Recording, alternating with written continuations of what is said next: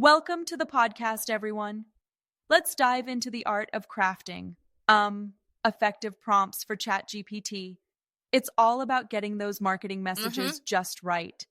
We're talking clear objectives, specific details, and everything from landing pages to social media content. Absolutely, it's fascinating how a well-crafted prompt can make all the difference, right? I mean, if you just ask vaguely, you'll get a vague response. Exactly. It's like normally setting the stage. You need to define the objective clearly, include key details, and specify tone and style. For Yep. instance, if you're creating landing page copy, you state the product, target audience, and even the call to action in detail. And that attention to detail really streamlines the generation process. It's not just about throwing keywords, but really engineering the prompt, step by step. Right.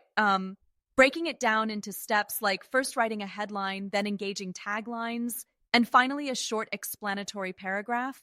It's Yeah, that's essentially key. guiding ChatGPT like a blueprint for success. I recall the guide even mentioned using analogies like, if the output isn't exactly what you envision, just iterate, refine, and try again. Yep, and that iterative process is super important. It's like tuning a musical instrument. Sometimes you have to adjust the strings a few times to get the perfect pitch. But what's really cool is Exactly. that the guide also touches on integrating tools like HeyGen avatars and AirShare distribution. That integration truly elevates the digital presence, making social content not just text but also visually engaging. But don't you think that sometimes too much specificity might narrow creative outputs? I can see why you'd say that, and it's a valid point. However, the guide stresses that clear instructions don't limit creativity. Rather, they provide a strong foundation. One can still Yeah, paint I get that. vibrantly within It's those like giving an boundaries. artist a well-defined canvas. And it's also about being platform-specific.